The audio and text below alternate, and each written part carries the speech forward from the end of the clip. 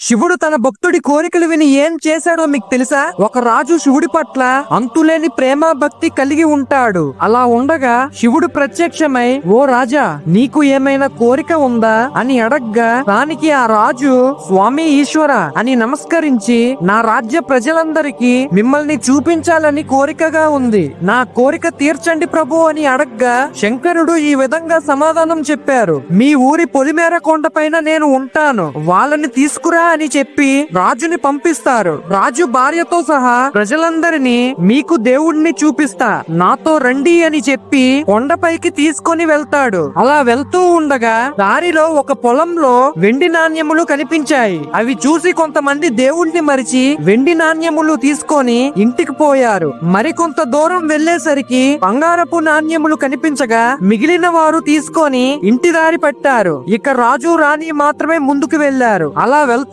ఉండగా వజ్రాలు పొలంలో కనిపించాయి. అది చూసి రాణి కూడా దేవుణ్ణి మరిచింది. రాజు మాత్రమే కొండపైకి వెళ్తాడు. అక్కడ చూసేసరికి శంకరుడు కూర్చొని, ఎక్కడ నీ భార్య, ఎక్కడ నీ ప్రజలు అని చెప్పి, ఆశ ఉన్నవారికి నేను కనిపించను, ప్రేమ భక్తి ఉన్నవారికి మాత్రమే నేను దర్శనమిస్తాను అని చెప్పేసరికి ఈశ్వరుడికి రాజు పాదాభివందనం చేసి, క్షమించండి స్వామి అని వేడుకుంటాడు.